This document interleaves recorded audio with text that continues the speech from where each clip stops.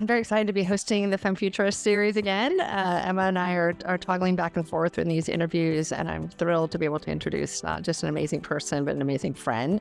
This is the real joy of this series. We get to meet new people that we've never met before, and we get to showcase and share the work of people that we have loved and adored for a very long time. And Robyn, you are very much in that category, although I think, again, the work that you're doing continues to be fresh, so I'm excited to get caught up on where you are and what is happening in your world these days. For those who haven't had the privilege of meeting Robyn O'Brien yet, I will do the obligatory read of a short bio, but I'm sure most of the story will become more visible as we go through. But I think it's always important to have some context, right? That you started out as a Fulbright scholar, very excited to go to Wall Street to become a food analyst, right? Well, I thought it was interesting, actually, that they put you on the food desk because you were a woman. Mm-hmm. Interesting way in which that happened, but went to Wall Street, became an analyst, and did it very objectively and looked at all the numbers in a hard-cold way, and understood how the food industry worked with the biggest players. And then cut to several years later, where all of a sudden you are the mom of 4 children in 5 years, which is also an impressive feat. I think we should just also laud that. And sort of awoke to some of the realities in the food industry as you were watching your youngest child experience a reaction to things that were in the food, and then brought that same investigative and very thoughtful analytic brain to understanding what was happening in the food industry. And then it started this career in which you have written a best-selling book, given an extraordinary TEDx talk, which I'm very proud to have been the host of. Again, when you launched a lot of this conversation, and we can talk about how that has shifted and changed. I have now gotten back into the world of capital and understanding the relationship between capital and the food industry, but doing it in a way that hopefully is solving for and inspiring the healthier choices and the better ways of being able to do this, not just on the shelf, but all the way to the farm. So I'll just leave that as sort of the big picture piece of this. And say again, I think that what's so interesting about when we get to talk to a woman in this work and in the world, right, is how all the pieces fit together. So I think that what's fascinating is, what do you think your perspective is? You had all these various pieces that came together. If you think about, like, if you're going to give advice to your younger self, right, if you're going to look at this path that you were on, what is something that would have been really helpful to know when you were 24 starting this work? Is that you're supposed to carve your own path, that it's your unique talents and your unique skill set that will position you in the strongest position to really drive change in whatever capacity you want to see in your career. And I think too often, there's a lot of conditioning in society, a lot of media, a lot of noise, a lot of influence that we're not enough. And I talk about it in my next book. I call it the not enoughness syndrome. And then I think for women especially, we have imposter syndrome, and that can sort of choke us or strangle us or hold us back. And to really flip the script there and say, of course you're going to have imposter syndrome. None of these systems were designed for us. None of them were designed with us in mind. And we are imposing on them. And because we are imposing on them is why you are feeling, this tsunami of emotions that can come up. And to understand that that's actually a normal part of the process instead of something to be afraid of. And I really have learned that, probably fear can really be a very strong compass. It can be a very strong North Star, because usually what it indicates is that you're on the edge of your comfort zone and you're about to up level and break into something new. And it's not, it definitely has its purpose to sort of like, hey, stop, pause for a minute, take notice. Rarely is it stop. It's more pause, take notice. This is, trying to lock you into your comfort zone. Be mindful of what your next step is going to be, but also be mindful of the fact that this may be trying to hold you back. And I think fear is weaponized against women in a lot of different ways. We see it in ageism, we see it in our careers, we see it in the not enoughness, the imposter syndrome, all of these things. And it's really to understand that, to anticipate that, like, if you're going to be out there driving change, fear is going to be riding shotgun most of the time. I think for me, honestly, the biggest awareness that these systems were not designed for us is something that came late in the game. I did not fully appreciate that until I feel like I've seen actually younger peers really jump into that and call it out in a way that has given me more permission to call out the system as well. But the fact is, it still exists, right? It's the first time that we've seen a transfer of wealth of this magnitude into the hands of women. And it's in part from the parents that are passing or a spouse that's passing. And it's really in a lot of ways due to a lot of changes in legislation. And it was only as recently as 1988 where women were allowed to take out a business loan without a male partner. And that really, when you really pause and reflect on how recently that's been within the last 50 years. So there was a lot of regulation in place that withheld that economic strength from women and withheld that economic autonomy. So we've never been in a place where women have had that kind of economic strength and autonomy and choice.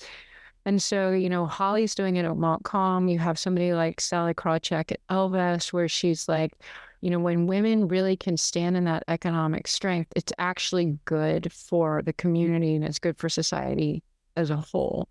When a woman, is given resources, when a woman is invested in, that multiplies into the society and into the community. And that's different to when men are, provided those assets. And so to see this transfer of wealth and understand the economic impact on communities, that is going to create. And then the other piece of that is that, when women have that economic autonomy, they're in a position to leave an abusive situation, to get out of an abusive relationship, whether that's at work, whether that's something in their personal lives, whether it may be a marriage. And I think, again, that's something that's really important. It's really easy to condemn somebody to say, oh, well, if it was that bad, why didn't she leave? Usually why she didn't leave is because economically she wasn't in a position to leave. And so when you think about that, when you think about women that are in these unhealthy relationships professionally or personally, they are not able to unfurl and live in this like genshai and this amazing energy. They have to stay really small, and it's withholding these incredible assets that they would have as individuals and people. So I think that it's not just the transfer of assets, it's the economic autonomy and agency that then gives for women to live in their truth. And I think it's something we've never seen before. And so it is going to be fascinating to watch how that unfolds and plays out. What size are we talking about? It's like the size of the US GDP. I mean, it is a huge number. It's a huge number. Is that specific to the US or is that around the world? The data that I've seen is specific to the US, but I would assume that it's happening around the world. But again, I think the US does a very good job in the ecosystem of really making sure, we've done a lot to address women's ability to access credit, their abilities to take out loans. And depending on the country is going to depend on sort of the regulatory constraints that might be there. But I think for sort of the ecosystem here in the US, I think it's really exciting, what that transfer of wealth is going to enable. Well, and this is what I go back to. Like, I had a chance to talk to the private equity community. You've talked a lot about, the work on the institutional level, the products that will be available, or the ways in which we can do that. Because, what's challenging to me is people will talk about the fact that, 1.9 and maybe 1.8% of VC money goes to single women founders, like women only founders. Which is that number's decreasing, not increasing, right? When we look at microfinance, it's like 99% women now at this point. So there's this really interesting need to create a capital structure in the center of this right now, because I've talked to women that aren't VCs and say, oh, women just bring us products and services or ideas that just don't scale in a certain way. Like they don't meet the criteria of whatever it is that this, VC fund wants, even when women are at the helm, because they have outsized expectations for things that aren't necessarily the way that we look at it, right? Well, I mean, again, I think, it's like those are the gatekeepers and they've written the rules in a way that keeps this out. So it's very intentional, so it's like, what happens when the gatekeepers change, and that's really what's about to happen. And, those gatekeepers have had some spectacular successes and absolutely spectacular failures, and again, we have been living in the US, under a predominantly white majority population, and that's about to flip. So, all of these things are changing. I mean, there's so many levels and layers that are changing now. And again, for companies, for investors to be positioned to anticipate that, because again, it's like these are fundamental changes in the demographics of our society that But it's not just a marketing campaign, to your point. I know somebody, who's younger or of color in the ad, on their yacht on the weekend. I think it's really about looking at those products and looking at what it is that people are looking for, and reframing what do returns look like when we think about this in a longer term way. And I think your product offering is actually meeting the needs of this diverse population, that it's not just, trying to sell into this white majority that has been the U.S. for the last several generations, and we're about to see that start to totally transform. And so it's like, what does a food offering look like, at a multinational food company under that? And working with different leaders inside of these food companies, where they were trying to figure out how to sell granola into these different demographics. And the demographics came back and they were like, we don't actually eat granola, and so you got a really homogenous group of guys that are trying to sell something that demographic's like, we don't actually eat that, they're Right.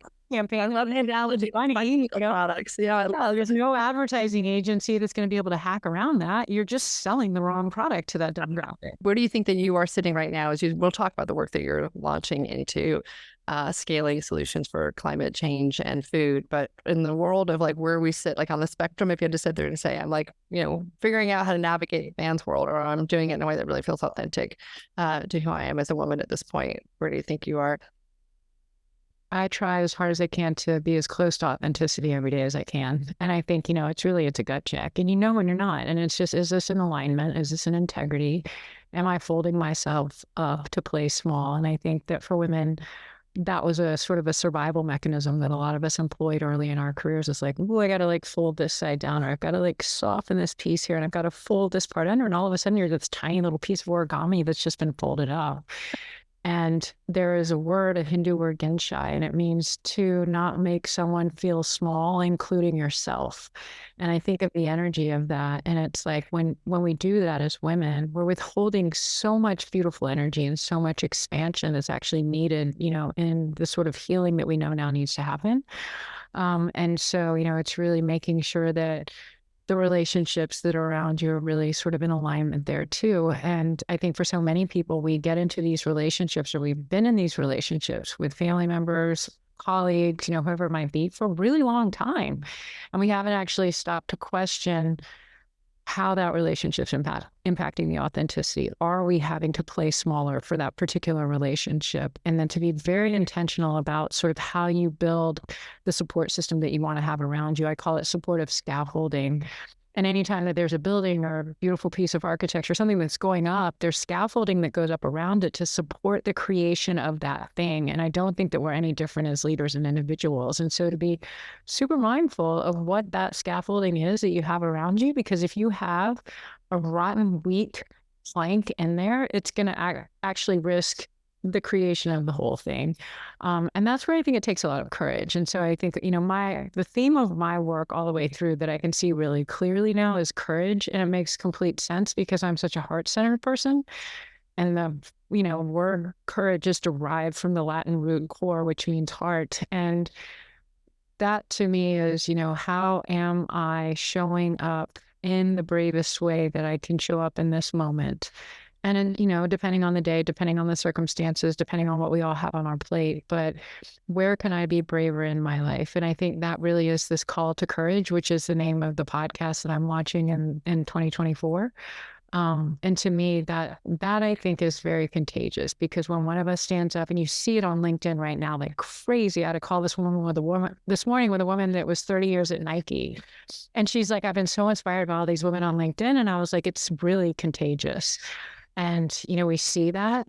So, this theme of courage is really something that I am fascinated by. I love exploring it. I've been fascinated by what it's done and changed in my life, where, I can help people be braver in their lives. And I think it sort of is, it allows for this really personal sort of examination that really, if you're brave enough to do that, it yields amazing insights. I love it. When we were at this event together that you had put together in San Francisco recently, and I love that the dinner the night before, you framed that the real intention of this gathering of 150 or so really wealthy and aligned and caring people was to become 20% braver. And I love that you put a percentage on it. So I'm like, when you just say become braver, you're like, all right, it's such an amorphous thing. But I felt like you held this intention to become 20% braver. I'm like, yeah, 20%. I can make that. But do you send an email that you're not normally going to send? Do you reach out to somebody that you're not normally going to do? Do you say something in a keynote that you've been thinking about saying for the last year that you're finally going to be like, okay, I'm going to say it, And I did that recently. And I mean, the room cracked open. It was phenomenal. And it was coming from this place that was so authentic and true. And I think, we see so much in this influencer social media space that is just so fake, And so I think when the authenticity is actually there, it's like, you just feel it. Like energetically, it is a total shift. And that's really, I think that alignment is when you really are operating from the most powerful place. And so, you have to be super intentional about the relationships, but then there's also like, it is an inside job, that out on the inside where it's like, okay, where's the debris, and what's the stuff that I'm dragging along that's somebody else's baggage to carry that is totally like making me out of alignment. And, really being brave enough to sort of get into those shadows and into those corners and understand what they are. So let's talk about how you're applying that now, because I know that you talk a lot about courage, but can you talk about the podcast, like why Call to Courage now? What I saw in my career was, it's just, I'm so grateful for every chapter. Being the only woman on the desk, the guy is making me cover the food industry when I didn't have any interest in covering it. Grateful for that education because then it led into this next chapter. And then, when we did do that TED Talk together, and I mean, it was a life-changing day, back in 2011. And I don't think I could have anticipated what would come out of that. I'd written the book and Random House had published it, and I would have thought that would have been the catalyst, but there were so many attempts to really sort of quiet the voice and make sure that it didn't get into the major news networks and wasn't in the media. And there were all these kind of attempts to really keep it out of the spotlight. And then when we did that TED Talk and that thing just started ticking up and going viral, and I remember texting you that weekend and we were just like, oh my God, what is happening? And what was happening was courage was contagious. And I was speaking about the conditions impacting American children, which unfortunately have become so pervasive that most families can relate to it. And I was just talking about the double standard in the food industry and how, our food is formulated with better ingredients in other countries. And then we get this sort of artificial stuff here in the US. And so it was sort of this universal offense. What I could not have anticipated were the executives inside of the multinationals that reached out and said, you're right. And that was really when I knew I was at the beginning of my work, because I was, up until that point, I had been just so terrified and afraid. And at that point, I thought, wow, there are people inside these multinational publicly traded companies who are like, Robyn, we need you to come in here and talk to the company. And at that point, I knew that was going to be the work. And more often than not, when I got inside those companies to talk to them, they already knew about the ingredients. They already knew what to do with reformulating their products. What they needed help with was being braver. And I can remember sitting down with these executives and asking, like, who are you? What are you afraid of? Like, you know everything. It's in front of you. What are you afraid of? And without hesitating, they would say, my board of directors. So that, to me, I was like, wow, that's actually the work. And how can I stand in this complete truth with humility and vulnerability and exposing the flaws and exposing the assumptions and exposing the conditioning that had completely formed me?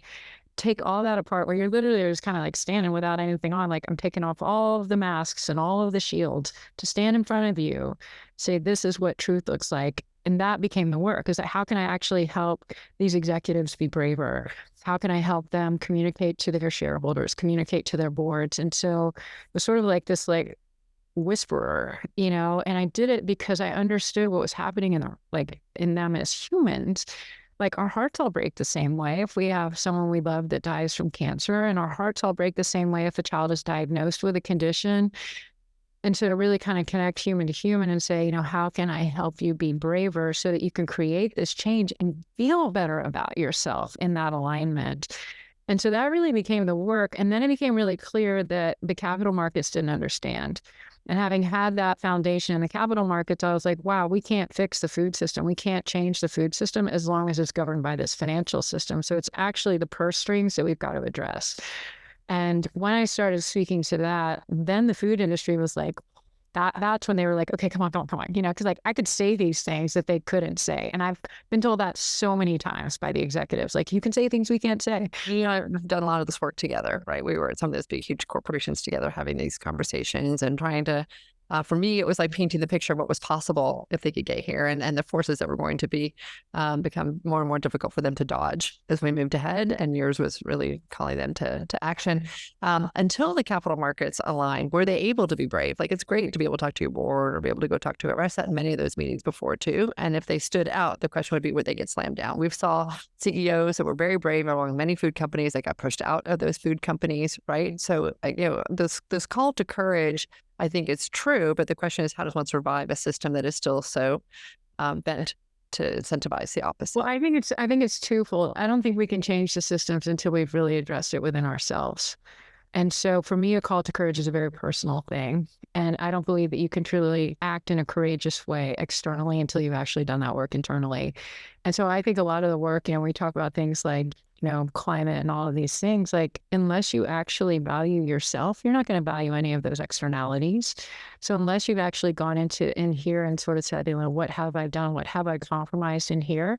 Because I think what people are afraid of when they are afraid of standing in front of that board is being called a hypocrite. And the only way that you can really address that is to go into the parts of you that are hypocritical and address them first, so that that vulnerability and that weakness can't be used against you. But in business, unfortunately, we skip over that. Like, somehow we're going to skip over that, and it's like, that's this next book, Seeding Innovation. It's like, I ask at the end of every chapter for the reader to take inventory.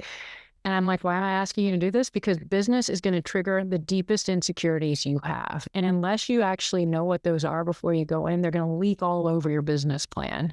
And in order to create this change, you actually have to start here. And so if we actually don't think that we matter as individuals, none of this climate work is going to happen.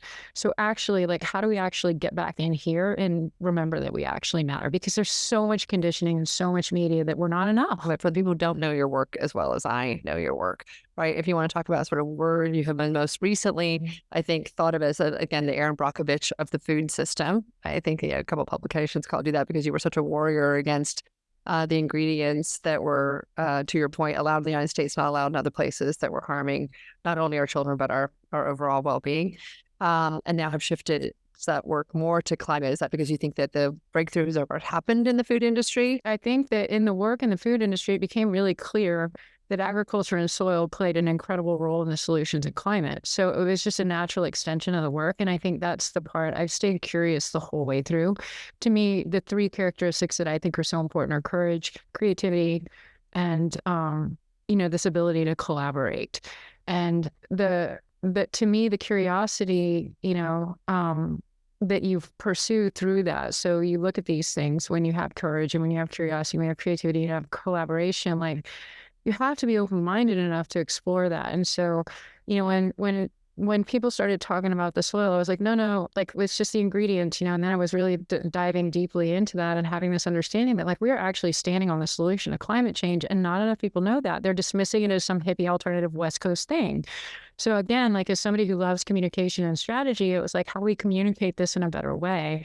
And it became really clear that there was a better return on assets if you actually made that transition. So that's where the intersection of food and finance became very clear to me. So it was less about, climate. I mean, you can label it whatever you want to, but it's like, this is just really smart business. And so in the book in Seeding Innovation, it's like, label it ESG. Yeah, you're probably going to get your face blown off because going to be half the population doesn't want to talk about that.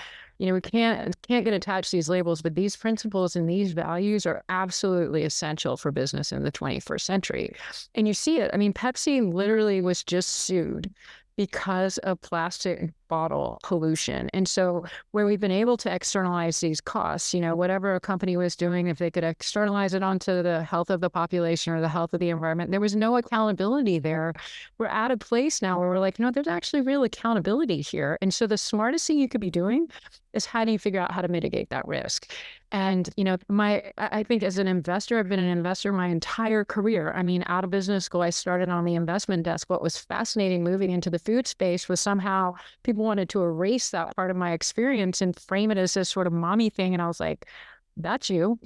But it's like, it doesn't change this experience that I've had. I guess back to your first question is like, only you know what you're capable of. And I talk about this all the time. It's like, people have no idea what you're capable of. Only you know truly, what you are capable of. And one of my favorite examples of that was when I was on the desk and I was in New York for a conference. It was Merrill Lynch was doing this big conference. And the guys were like, go down to the New York Stock Exchange, meet our traders when you're there. And I was like, that sounds great. And it was still back in the day before everything was digitized. And so I get down to the trading floor and the guys were like, do you want to run a trade? And I was like, yeah, sure. I mean, like, who doesn't want to run a trade across the floor of the New York Stock Exchange? And it was in November of 1999. I'm aging myself, but it was like, that was the year. And they were like, we're going to give you this ticket. The guys are over there running across the floor of Stock Exchange. And I was like, that's great. Take it. They said, well, count to three. And so go 3, 2, 1. And so I threw off my winter coat. They grabbed me. I grabbed the thing and I just run across the floor of the stock exchange. And I come back and these guys are standing there with just their mouths hanging open. And what that winter coat had hidden was that I was 6 months pregnant. And so I'd thrown it off and run this trade across the New York Stock Exchange floor, 6 months pregnant, in a skirt and heels. And they didn't know what to say. They apologized for probably 3 weeks. They called my team. They were like, oh my God, we're so sorry. And I was like, it's not a problem because I knew what I was capable of. If I hadn't been capable of running that trade, I wouldn't have run the trade, And I think it's like only you know what you are capable of. And I think, that has proven itself over and over and over again. What I also think that requires is you also have to know what your weak spots are. And, to really say, okay, where am I vulnerable? Where do I need to bring in experts and expertise? For me, I've always had just this incredible cohort of scientists and scientific experts that I could always ask all of these questions when I didn't know the answer. And I think that's also been an incredibly valuable lesson of courage. Like when you don't know the answer, you don't know the answer. Just say you don't know the answer and you can circle back. But yeah, it's been an interesting journey. And so, where we are today, it's sort of like, I do believe business can be a lever for good. I do believe that capital is the first ingredient in any company. And so then how that capital is stewarded, how that capital is governed, and a big focus that I see, if you want to call it climate, whatever, environment, business in the 21st century, whatever you want to call it, governance is going to play a really key role. And when you have very homogenous boards, you are at enormous risk. And so, something that I see, I have all these lessons I've sort of learned through the food industry that I now see are very applicable to business. And when we talk about biodiversity and the importance of biodiversity, and the World Bank is talking about the importance of biodiversity, and the European Central Bank and the Fidelity investments, it's like the word diversity is literally tucked right inside of it. And so if we are going to ensure and support that biodiversity, then we have to have this diversity of governance so that we're drawing from all of these incredible experiences. Because I've only ever walked through the world as a white woman, but if there's an indigenous woman beside me whose family has been farming for 125 generations in the US, I can't possibly speak to agriculture the way that she can. So I want to make sure that she has the microphone. And, again, that's in the humility of knowing what you don't know. Right. So let's talk more again. Like, we're going to get more caught up on the work that you were doing. So for anybody who wants to know Robyn's history around the food industry and the work and how she got there, there's again, the TEDx talk I think is great. And there's lots and lots of podcasts that you go really deeply into the story. And not just because you had a moment with your daughter, but because you turned that moment then into this whole crusade. I had moments with my children too, that I just, managed to get through and then moved on to the next thing. I always think about the fact that you turned that into then such a giant, again, cause and movement, but now you've taken it to this place. So let's talk about the intersection again of food and climate. It was interesting at COP28. So for me to see, maybe I just have a minute close to the COPs before, how much food was on the front burner, so to speak, in terms of recognizing that is a place of tremendous inflection and intervention, and really sort of really at the top of the list, right there with fossil fuels. But interesting, again, also our natural environment, right? There was a headline from Newsweek that said something about, COP28 looks to nature for help, which goes back then to also the co-production of a documentary that you've recently done that was really, really well done called Common Ground. And then leading into your book. So you want to talk about, I would love to hear more about your fund, like what it is you're doing actually in stewarding those resources, and then what your book is about and how the movie is done. Yeah, I mean, it's interesting. I mean, I've been early to see data and what it actually is representing. And I think that was the strength of my early work in the food space, was really looking at this data that was happening around the health of children and saying, like, this is fundamentally going to change the way that we're going to be looking at food, and to really lead from that data-driven place. And I've continued to do that. And so, what I was seeing and what was happening now in the finance space is we're about to just have a massive wealth transfer into the hands of women. And when we think about the financial system, it's 98% white males. So again, you have a system that is very homogenous, that has been governed and created by a very homogenous profile. And the products that they've produced are highly processed. So it's very similar to the food industry, where we now have a financial system that's just cranking out these highly processed products. And they're full of all kinds of things that we don't even know. So, I invite anybody that's listening, like, think about the funds you own. Like, do you actually know what's in them? And if you really care about the environment, or you care about the food you eat, do you have any idea if you've got agrochemical companies in those funds? And chances are you probably do.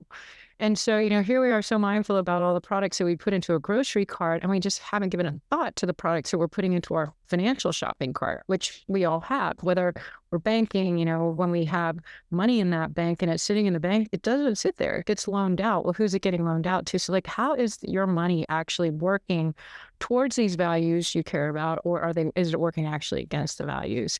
And it's something a lot of people just don't give a lot of thought to. And then I think for a lot of women, you sort of have this weird twisted relationship with money, again, because, maybe there was a father or a husband, or there was somebody that sort of was in there like, oh, I got this, are you, and so there's been, for too many women, it's sort of like, yeah, I don't know, this is kind of awkward, and I don't really want to have a relationship. This, like, if you don't want to have a relationship with money, guess what? It's not going to develop into a beautiful thing. What we want for women is money to actually beautifully evolve into this beautiful thing. And so it's really getting into what you can think about as like a money wound, where it's like, what baggage have you inherited around this conversation and narrative around money that may actually be holding you back from really recognizing that the transaction of money was something I tell my kids, because it's like, I want them to have a healthy understanding of this. It's like, it is so transactionally part of us, just like oxygen and air and breathing.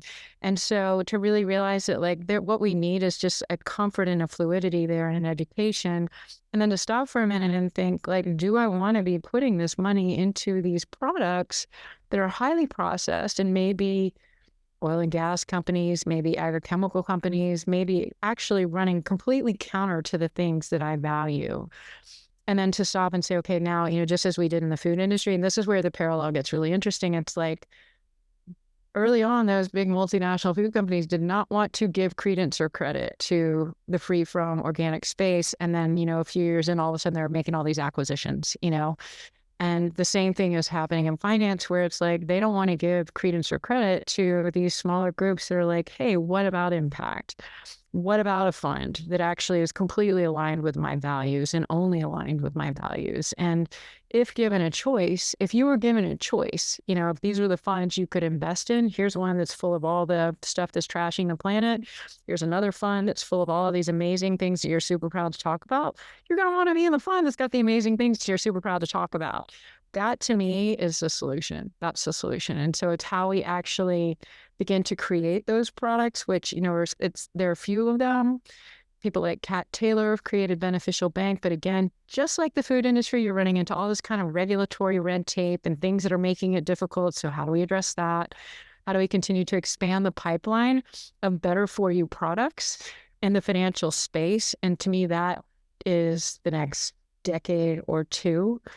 And, when I was really working in food, I'm like, we're not going to solve the food crisis unless we actually create these better for you financial products. When we think about regeneration in agriculture, like, you have to think about it in the financial system too. It's like, you have to think about it, as how do we actually develop these products that are, investing and expanding and catalyzing all of these changes. And with this generation of women, I feel that now we've got multiple generations of women that have been beautifully educated beside their male counterparts, completely confident in their capabilities, and creating the space for that to say, yes, absolutely 100%, you are valid to be questioning these products at these financial firms. Are you seeing women stepping into that responsibility or into that call in a way that they feel well educated on it, or the products exist for them to be able to go do that? Or do you think that's really the work, is that there's a huge market? Well, that's why Holly and I launched that conference in San Francisco, because we're like, look, we need a place to come together. We need a safe place to come together and say, let's figure out a way to help you feel completely in alignment here and do well and do good. And, to join her at Montcalm, where she really was early to this, she was at Morgan Stanley and she was running circles around the guys, and realized that she really wanted to be, investing in alignment with her values. And she wasn't able to do that at these conventional, highly processed banking institutions. And so just as we've seen, the food industry with just this incredible growth and all these companies that started up, like the same opportunity is in the finance space to really say, like, where are these better for you products? Where are these better for you companies? And I really do think it's going to be the next generation in the finance space, because the consumers are demanding it. I mean, young people are like, I don't want to put my money, into these institutions that are trashing the planet, and their largest clients are the oil and gas companies. Why do you want to put your money into that? But we haven't seen enough of what's possible, and yet what has yet to be. And I do think that, with this wealth transfer by 2030, it's just there. It is coming. And so to be positioned in that way, and you're starting to see it, a lot of these different female-led funds and funds that are led by different groups that are far more diverse than that 98%, homogenous profile. And they're recognizing these incredible opportunities. And, for those that have been sort of in the driver's seat, they've just got blind spots and biases that are in place where they don't see the opportunity that's in front of them. And when you have, women, for example, half the population, and all of the just fundamental biological needs that we have that are just like, there's nothing we can do to change them. It's just how we are wired as women, and to then actually create products and financial products and funds and everything that actually support those needs. It is an incredible opportunity. The book, what do you hope that the impact of the book? The book comes out in spring 2024. Yeah, it's end of April 2024. It's called Seeding Innovation, The Path to Profit and Purpose in the 21st Century. And, I think, it was because last spring I was sitting there and I was like, somebody needs to write this business leadership book about how these principles are just fundamental to business in the 21st century. And then like the universe just handed me an email from, the publishing house and was like, hey, do you want to write this book? It was amazing. And as I've written it, it really is it's a very personal journey, entrepreneurship, and you really do have to sort of deal with your own BS and your own debris and figure stuff out. And you figure out, I think some of the most valuable lessons come in some of the moments where you're just on your knees and you're just like, oh my God, how am I going to make it through this? And then you come through it and you're like, that was an incredible lesson.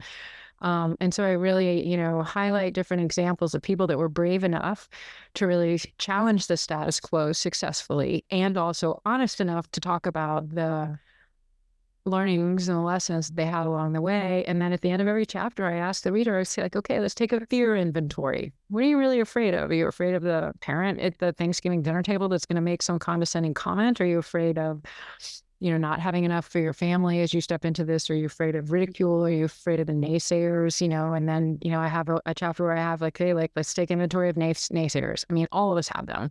That negative person that's, constantly shooting the ideas down, and what to do and how to navigate launching a business around that kind of stuff. And then, the flip of like, I want them to take inventory of their personal assets and the adjectives that are used to describe you, so that by the end, the reader's got a personal balance sheet where it's like, these are your personal assets, your strengths, your network, your community. These are your personal liabilities. This is where you get in your own head, so that they have a clear understanding. And I think part of the reason for that is because, like, we see so many examples in business of a leader that has a brilliant idea, and then that leadership goes toxic and the whole thing just absolutely implodes. And so you have to deal with your own BS so that you don't go toxic and leak all over everything. And so for the book, it's really, I just firmly believe that we cannot create that change until we've totally gotten into alignment here, because then you're operating from a place of complete strength and power.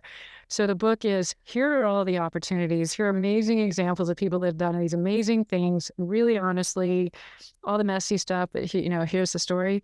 And then here's the underlying stuff, that we work on as leaders and individuals to ensure that we are operating from that place of complete alignment, because to me, that's your power. That's your power. And then it's like authenticity, all these questions about all that other stuff, it doesn't even matter, because you're just flowing from such a true place. The really interesting thing is watching more and more this conversation going into that personal alignment or inner development goals, or really recognizing we can't be the change until we've sort of addressed our own thing. And I think it is because it really does require courage to get there. But I watch people like Clover Hogan, who's such an extraordinary young activist. Yeah, she's one of those. Oh, she's amazing. I'm so admire Clover for the folks who haven't met her yet. Hopefully we'll have her here one of these days, but she has her own consultancy called Force of Nature, which I think is only women that are part of it. But really, she's been a climate activist since she was 11, right? She's been in this and dealing with her own eco depression and climate trauma around all this. So it's one thing to say to be courageous. It's another thing to be in alignment. It's another thing to really look at this beast as honestly as we can look at it and really believe that we've got an opportunity to affect change. And she made a comment coming out of COP that the people who've driven change are not the people who held the keys. It was all the people who hold the keys, right? Which is why we need so much of us in this, and so much of why we are here, like shifting some of our work from being like, here's a big opportunity, to what it takes to actually get from here to there, right? What is the mindset we need, or what is the inner? Well, and I think, that's one of the things I touch on in the book, is that vulnerability is actually such a strength, because, then it's like you're in this place where you're like, I don't know this, and how do I build a team that helps support this and grow this? And it's really reframing the characteristics of leadership that are needed now in the 21st century.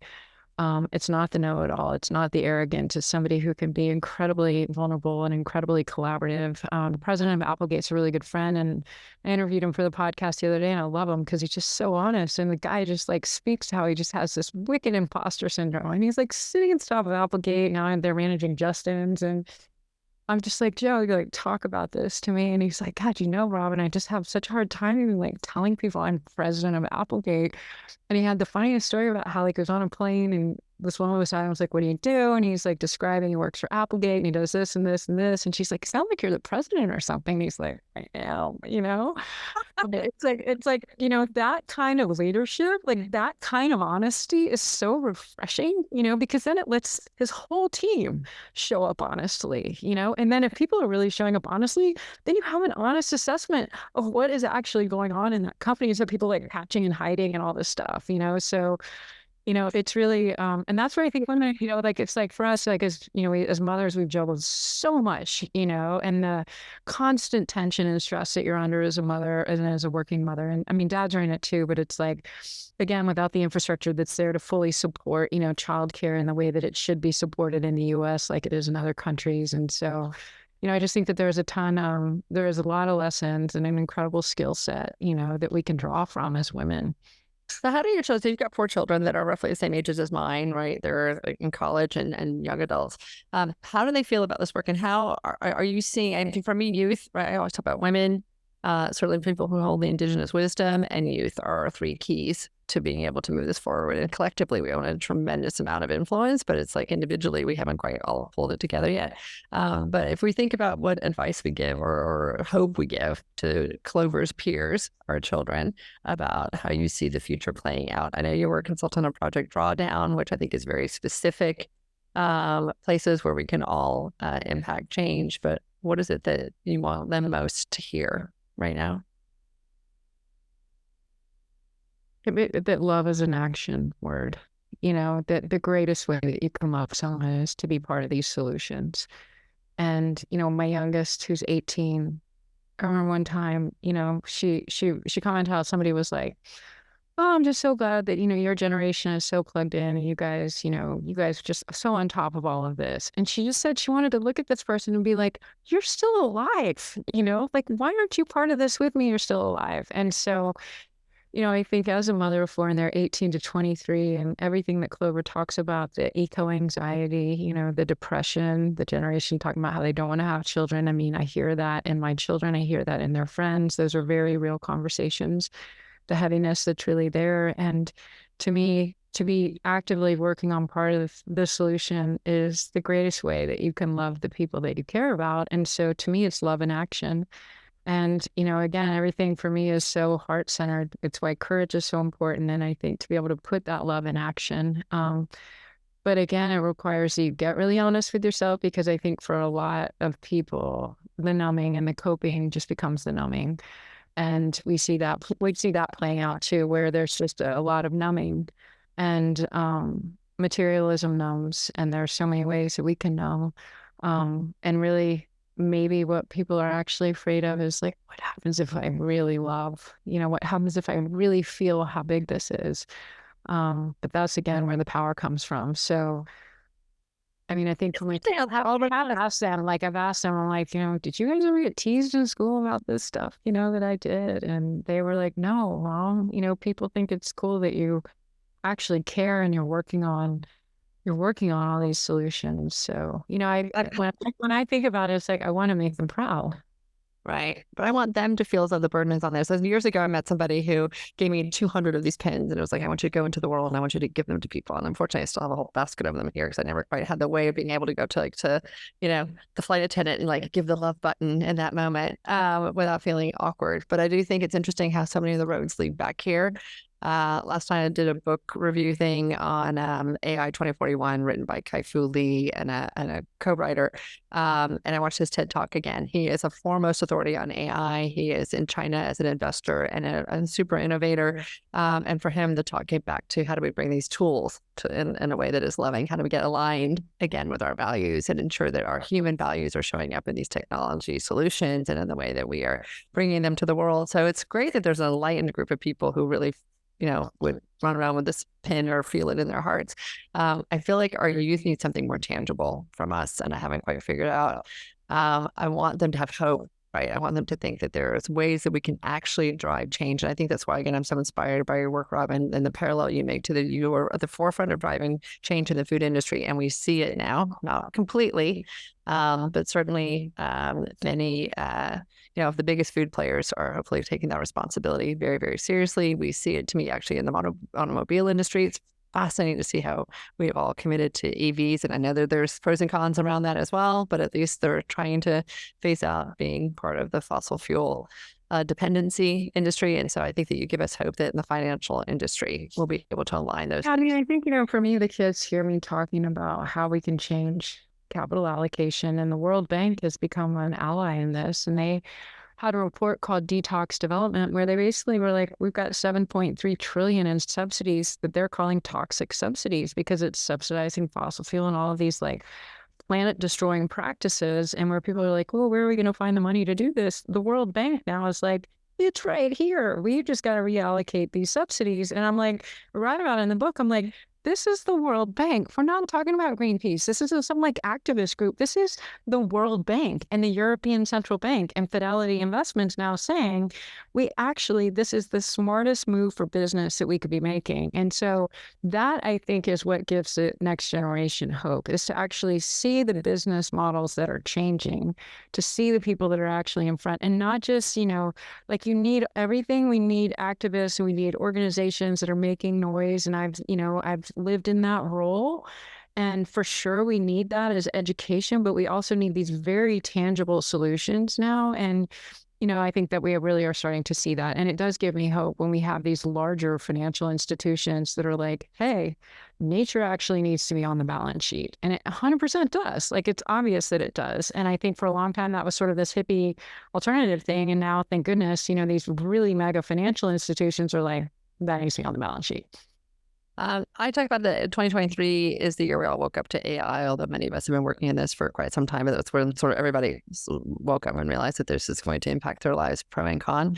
I feel like 2024 is the year of climate trauma / reality / awakening. And again, coming out of COP28, it seems to me the biggest takeaway is that people just really realized how complex this all is, how embedded this all is, and how tricky it's going to be, but at least we're not sort of hiding in the cracks around it.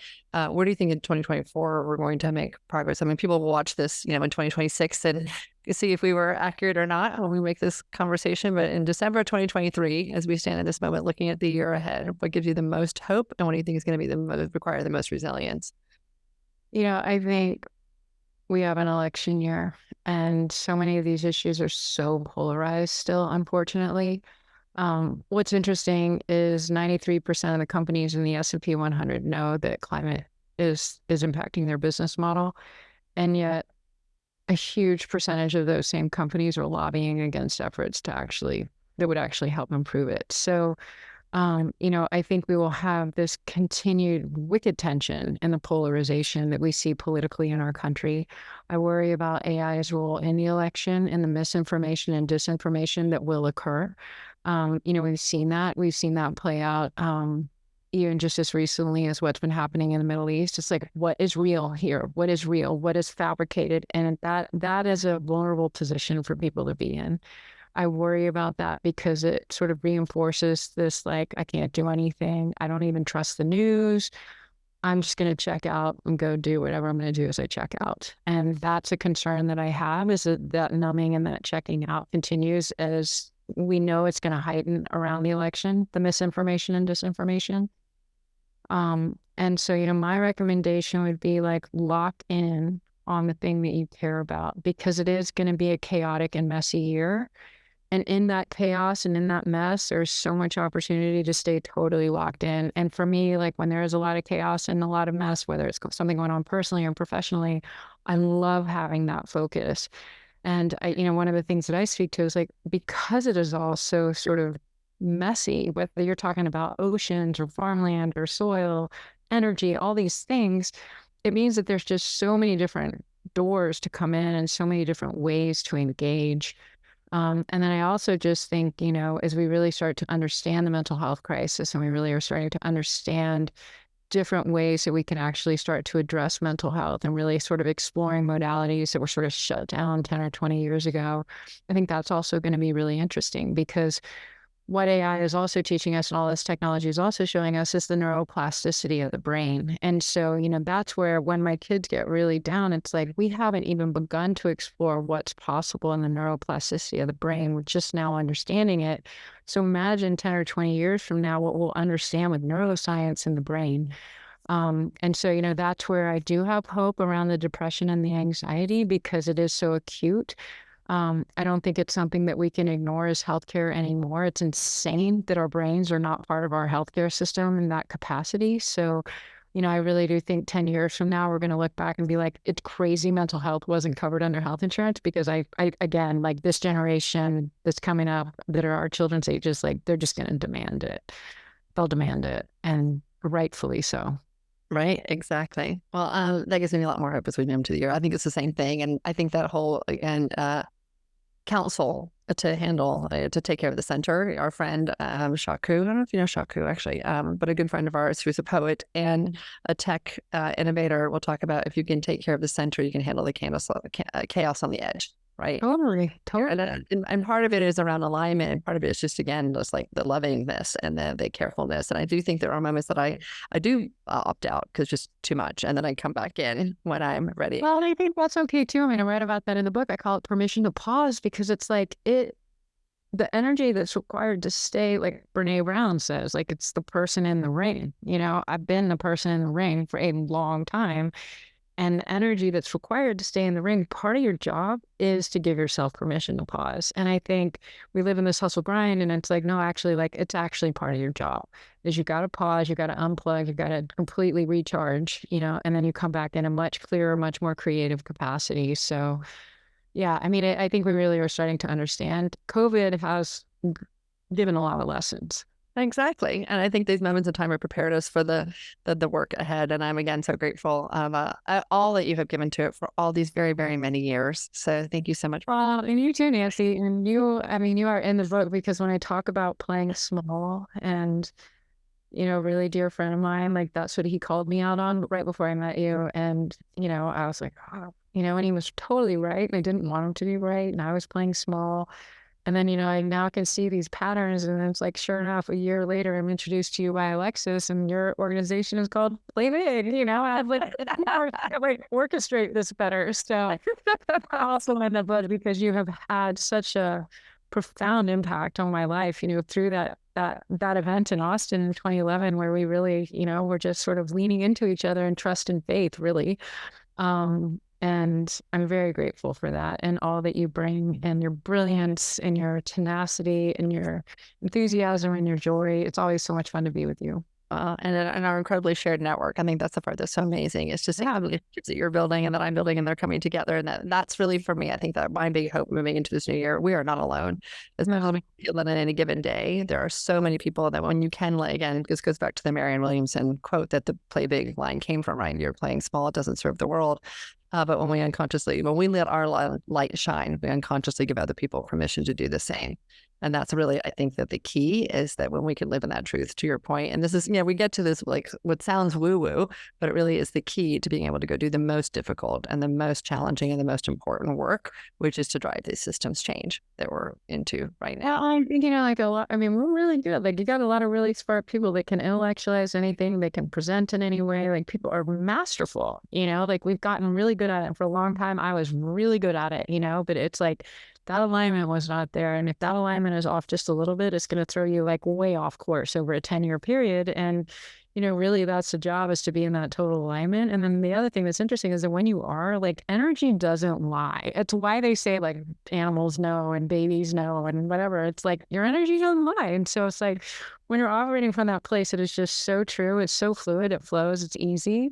And so, yeah, it's easy now because, I've spent the last several years really making sure I did that work, and all of the sort of shaping and forming that all that pressure created. I'm now very grateful for. Was I grateful when I was in it and terrified and going through all that pressure and change and transition? I don't know if grateful would have been a word at the time, but now I'm really grateful, We're also in that period of life. I mean, this is, I think, for anyone else who's like either has young children now or is looking toward the future, when those children all leave the house and you get to be in the space of whatever the next phase, it's not empty nesting. I think it's what I figure out. Somebody else had a better phrase for it. But this idea that you're a free bird. For free birding, right? There you go. And you get to see your birds fly. I mean, that's the part that's so beautiful, when we're really grateful to have hopefully happy, healthy children that are motivated by what they get to go do on the planet. And when they aren't, we're still there for them. But the point is, there's a different relationship we have now to ourselves and to our environment and to the work that we get to go do. And so it's really beautiful to watch you fully blossom into that.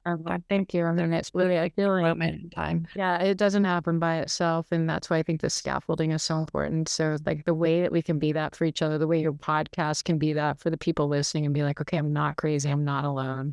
I know there's more. I'm terrified. I have no idea how I'm going to get there, but I'm going to figure out how to take the first step. Yeah. And it's really what it's about, so we're here with you when we do that. So thank you, babe. Happy New Year. Yeah, great there. All the adventures to come.